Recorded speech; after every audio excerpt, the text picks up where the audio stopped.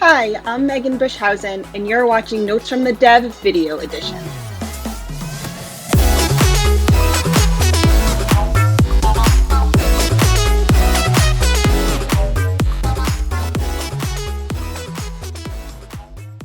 Hello, and welcome to today's episode of Notes from the Dev.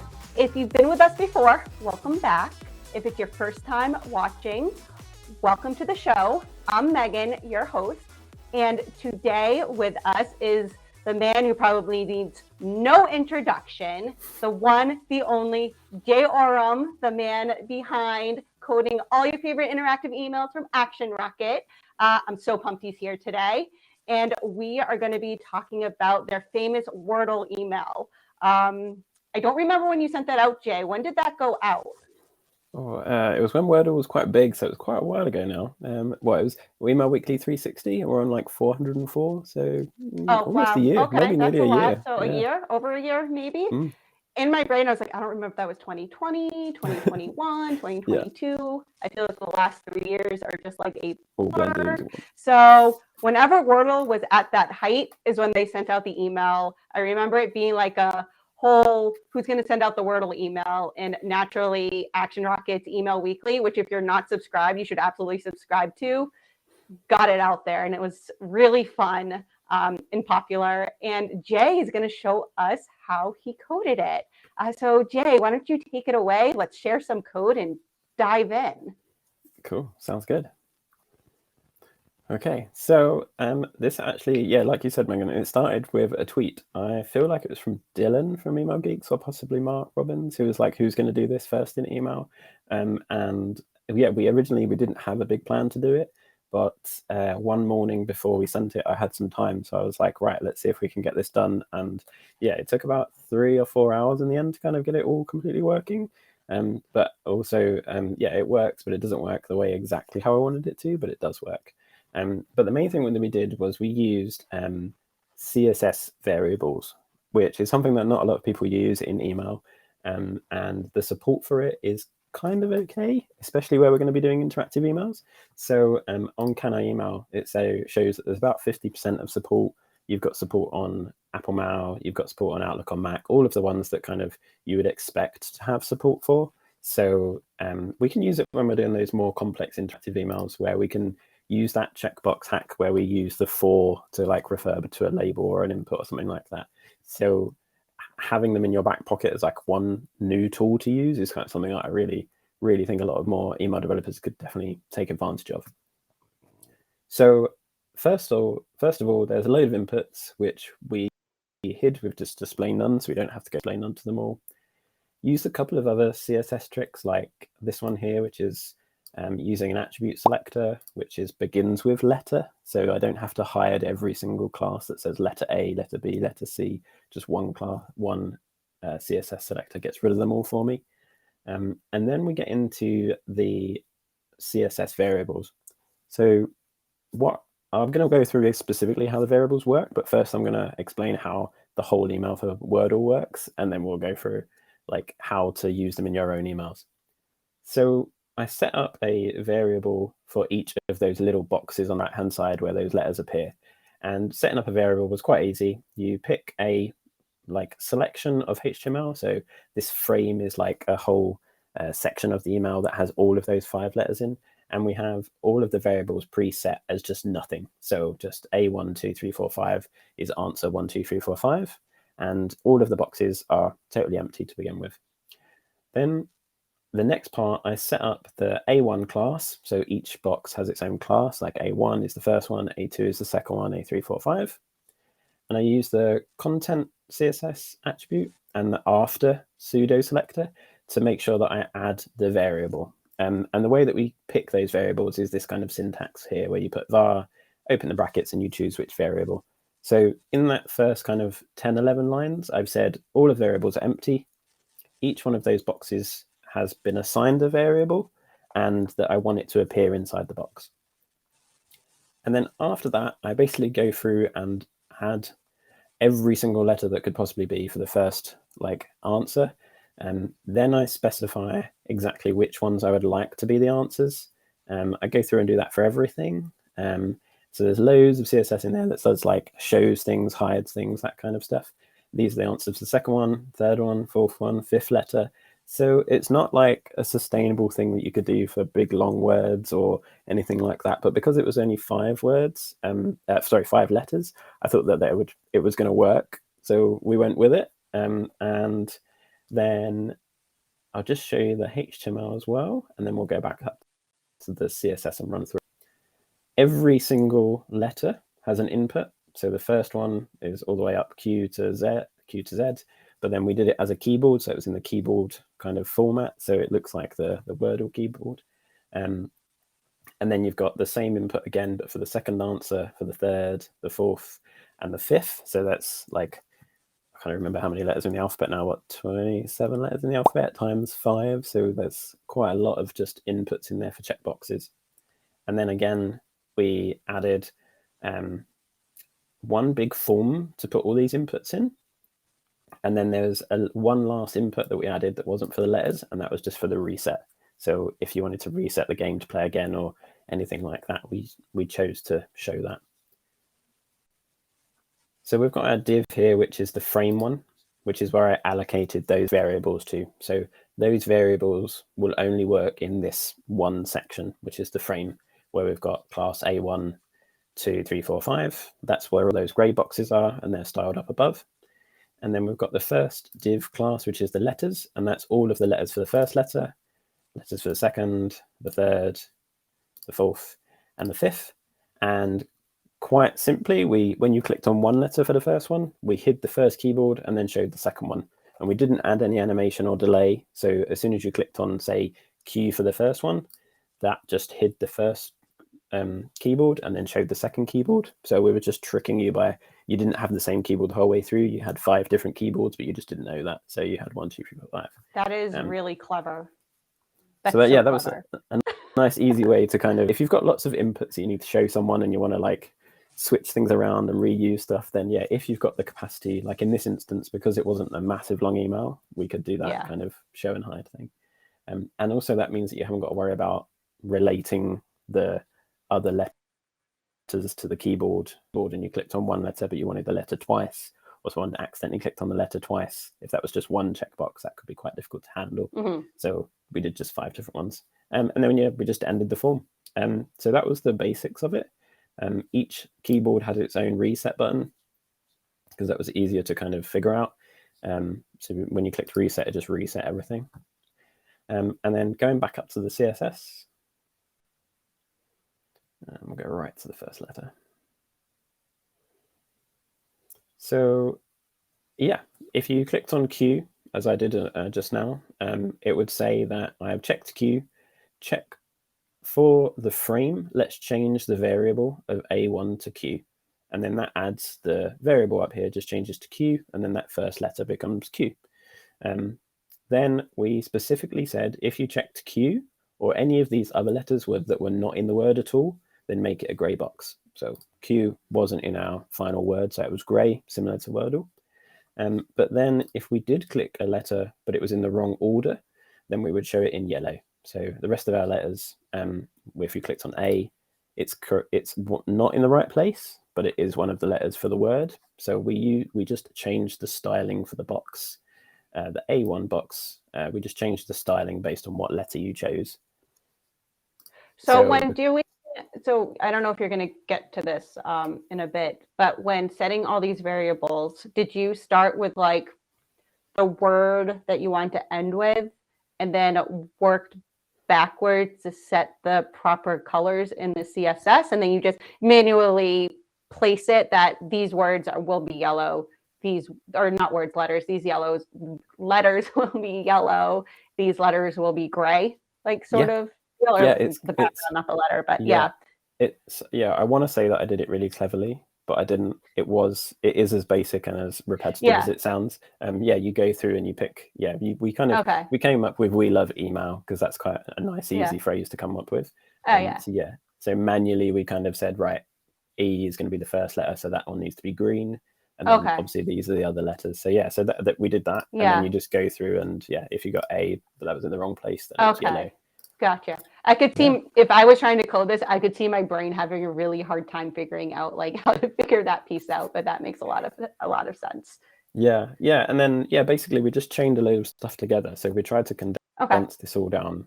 So if you checked like Q, W, any of the other letters that weren't in it, then they all had the same CSS.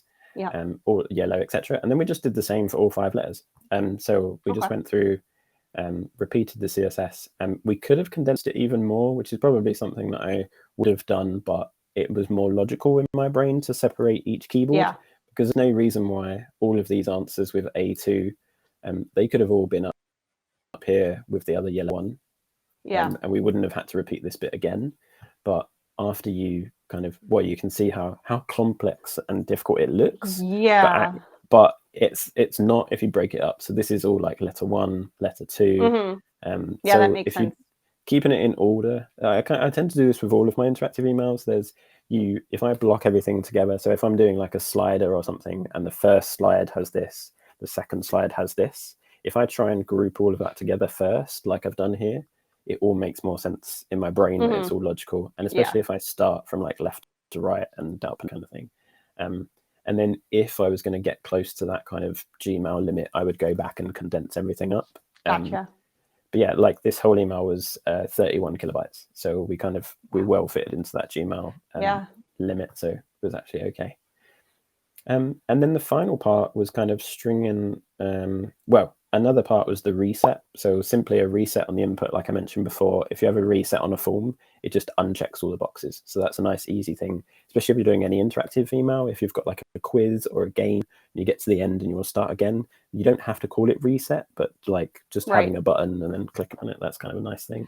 Yeah, I had thrown that into the Valentine's Day email we just sent out. I did a reset button, and under the thing, I put make another one so that people could make multiple Valentines. And like before I knew about reset, I was trying to like make the same thing over and over and over again, and then I'd end up with like, oh my god, I've got 5 versions of this, it's becoming massive. When like that reset is like a really nice thing to find. And then the very last thing I did was, if you got all the letters right, the background changed to like a flashing party blob emoji thing that we made, and that was just using those the checked boxes and then relating them to each other. So if each of these check boxes were all checked, then you showed the class of result. So when you got it correct, it put all of the letters in. So when you put the last letter in, it gave this party blob kind of thing. That was topical at the time, because I think there was a conversation in Email Geeks where they were like, should we have this emoji or not? And they were debating it. So I just put it in. I think I complained that it was like too hard on my eyes because everybody was putting it on every single message. I think I remember that. Exactly. Yeah. So we put that on there as like a little nod to the Email Geek Slack as well. So that was all of the kind of code to get that email working. We fitted it in our normal kind of template parts to get email week layout, and the similar with like the normal links and the normal footer. So the good part about it was, like, because we already have those other bits, to build that bit in the middle doesn't take as much time, so I don't have to worry about formatting all the other stuff. Totally. And that's why templates are important. Yeah, and having the space in your team as well to play with things as well. I always like Elliot, who owns AxeRocket, like came up with the idea of Email Weekly to send it out, and I don't think he realized that it would give us a creative outlet every week to just do whatever we wanted. And for a bunch of email developers and designers, that's a really nice thing to be able to just play with. Definitely. So we quite like that. So this was definitely just a random kind of idea. So I thought I would try and explain some of the basics of those CSS variables, so that if anyone would like to use them, then we can go ahead. And I feel like Email Camp, did you do a talk about CSS variables? Yeah, I added it at the very end of like some techniques on how to add interactivity to your email. This was one of them that was like, so there is some more information out there. We'll add that to the show notes so that people can go and watch that talk too, because Jay's talks are always very good and enlightening. So I added some bits at the end for that one, so hopefully that will help you out. But so basically, at the very beginning, I'll start off with, let's just comment this out so that we can start from the beginning. So I've just added, for the HTML, just added one kind of element, which in this case I've used a div, but it could be anything you want. And we've just given it a class of module. And then the very, like, just a simple paragraph with what color will I be. So up here, it's kind of unstyled and it's just as it's like basics. So we create just a normal style block. And then what we need to do with all of our variables is we need to declare them first. So we need to just like call whatever our variables are. And each variable is only related to the element that it's within. So that like dot module area, that can have its own set of variables. So it will put all the variables just for module in there. But if you wanted to use variables all the way through your document, you can use the root element. So if anyone's done dark mode code, they've seen that root element, so they can set like the dark mode color supports that kind of thing. So you can set them in the root by having just a variable. And the way that we do variables is you have two hyphens, and then you put the name of your variable. So in this case, I'm just going to use font color. And then you have a colon, and then you just put whatever you want the variable to be. And variables can be anything. They can be colors, they can be numbers, they can be strings of text, anything you want them to be. They're just to be reused all the way through. And in this case, we're just going to do a color of, say, red. So then that variable can be used anywhere in the HTML and the CSS in the whole document because it's in that root area, and then it will change the color. But we can also use font color here. And for that specific module, maybe we want the font color to be pink. Let's go with purple.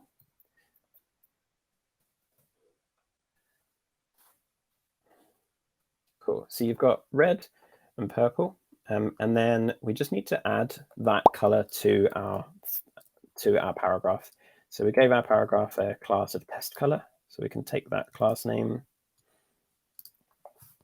to text color. And then to use the variable, we can use our normal CSS kind of attributes or elements that you want to add it to. And then to call the variable, like I mentioned before when we were talking about the Wordle, we can just put var and open brackets, and then you can put any of the variables you want. So in this case, we're going to use font color. I need to spell it correctly. You can see my font up here has changed color. You can intersperse it with normal CSS, so we can do font size of 40 pixels, and that will blow the text up. So yeah, so we can use that font color variable anywhere we want to. And we've chosen purple so that you can see that this one is within the module and it's not gone red because that's for the whole document. But variables are case sensitive. So if I was to change this to an uppercase C, then it will go red. So that's like, you can differentiate between them. But also that can catch you out if you're not used to it.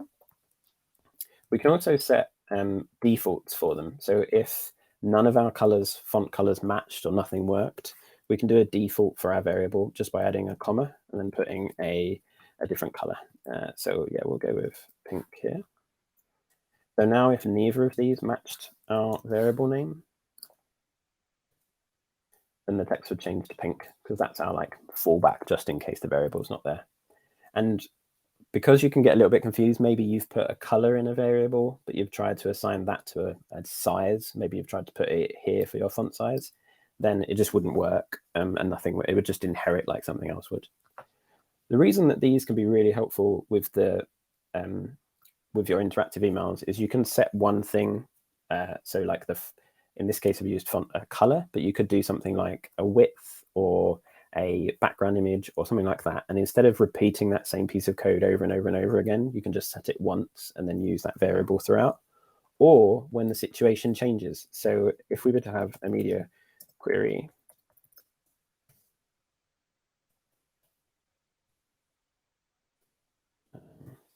pixels, we could change the variable by putting it inside the media query to something else. So we could change the font color here. Run out of colors now. Blue, let's go with blue. So let's, so then as our screen now changes size, Well, maybe I've done something wrong. Font color.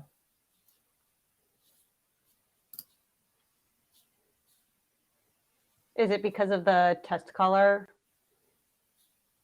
class? No, so it should be that the font color here should match the font color here, but we've got pink as like a default, and we've set root down here. Oh, it's because no, it shouldn't need to be important. That should be fine.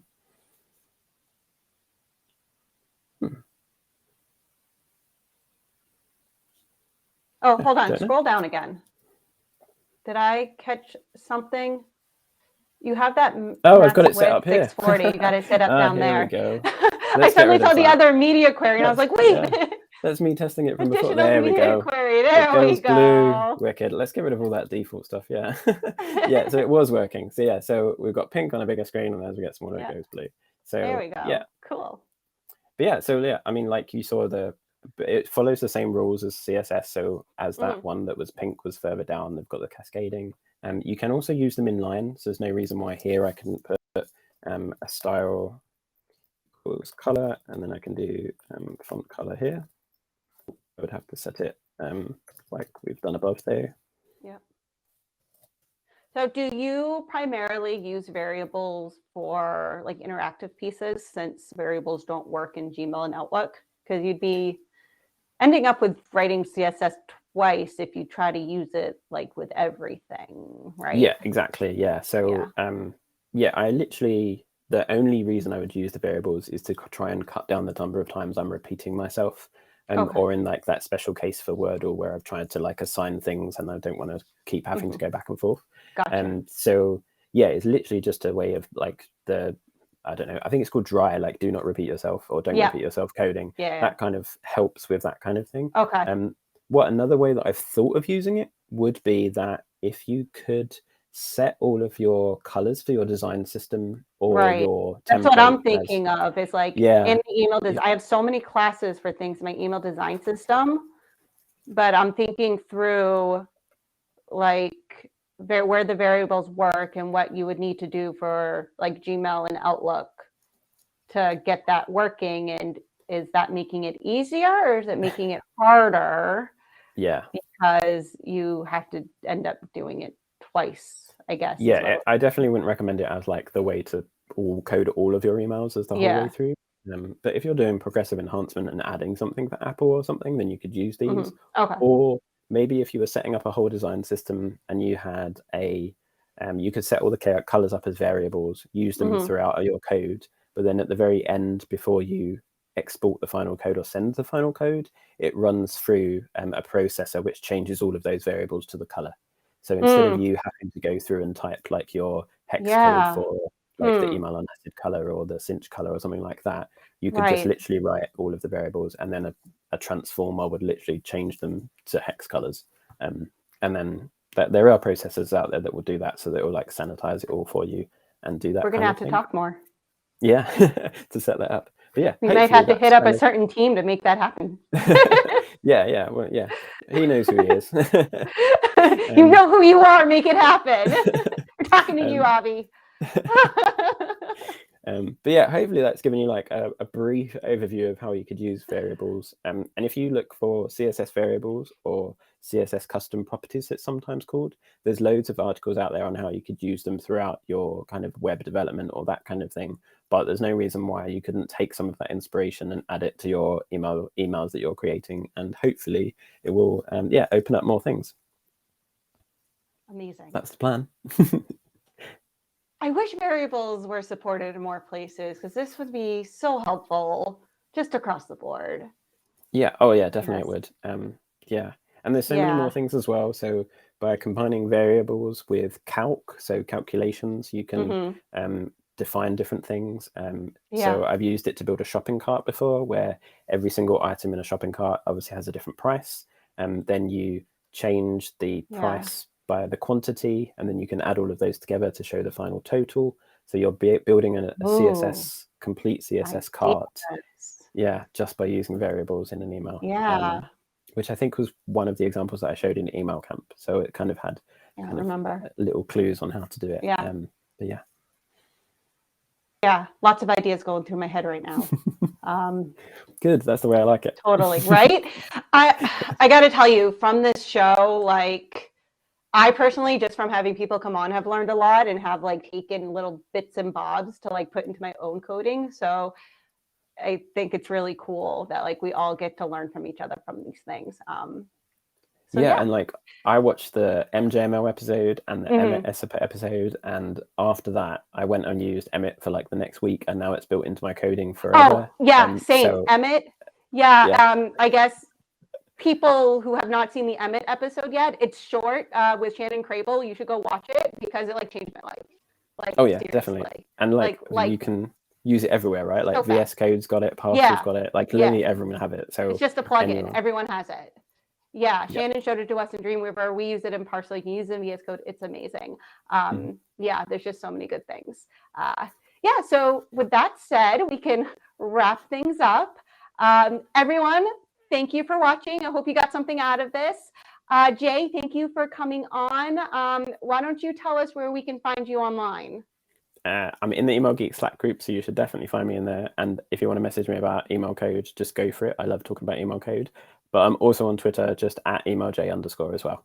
So yeah, find me there. Love it. If you're not subscribed to Action Rockets Email Weekly, definitely subscribe to that, where you'll get a lot of really fun interactive email stuff there, and industry links, all that jazz. It's a great newsletter to look forward to every week. And if you have enjoyed this episode and are not subscribed yet and you have not liked it yet, make sure you like, subscribe, and follow us, and we will see you next time.